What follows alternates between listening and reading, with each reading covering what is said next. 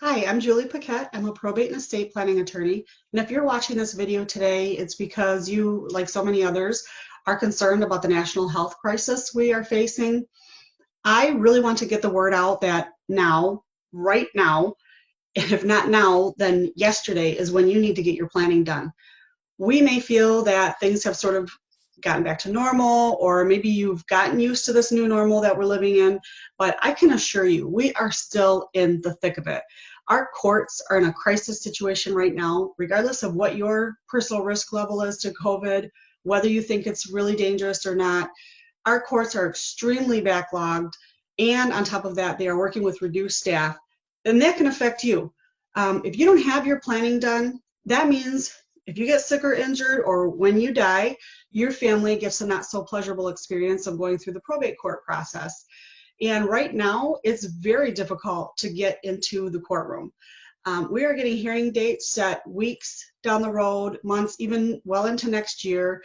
And, what if something happens to you or a loved one and you end up in the hospital? You need to help them. You may need to access their finances or maybe get some employment benefits for, temporary paid time off.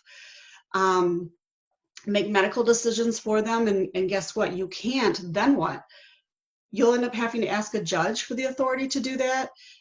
And the courts typically do not consider, your loved one lying in a hospital bed, sick or injured, to be an emergency situation to get you in with a quicker court date. The courts typically look at an emergency as someone is about to harm themselves or harm someone else, and that is imminent. So you could be sitting there, for us, it certainly feels like an emergency when a prospective client calls us looking for help.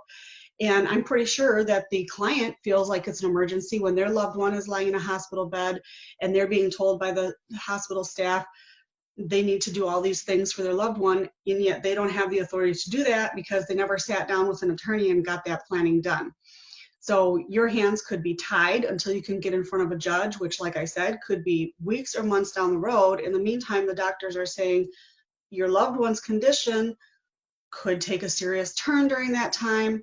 You don't really know. The doctors can't say how things are going to work out over the next few weeks while you're sitting there waiting for your court date to come around.